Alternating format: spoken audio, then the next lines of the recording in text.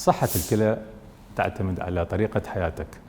كثير من الأشخاص يستخدمون مسكنات في يومهم العادي للحصول على حياة أفضل وتقليل الألم عند أداء العمل بصورة صحيحة.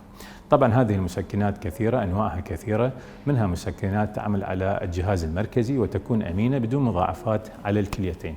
منها مسكنات أخرى تعمل بصورة مباشرة على الكليتين وتقليل مادة البروستاغلاندين مما تسبب سلبا على عمل وظيفي للكلى.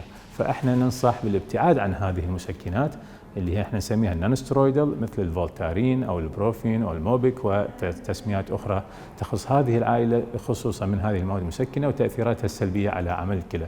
ممكن تصيب الكلى بعده امراض، منها تصلب الشرايين، منها التناثر الكلوي، ومنها عجز كلى حاد، وهذا يسبب خطر كبير ومضاعفات سلبيه على صحه الكلى بصورة دائمية. ولهذا ننصح مرضانا بالابتعاد عن المسكنات بصورة خاصة إلا عن طريق وصفة طبية ينصح بها الطبيب. وشكرا جزيلا، وإن شاء الله الصحة والسلامة. میهرەبانی دڵسۆزی و لێزانی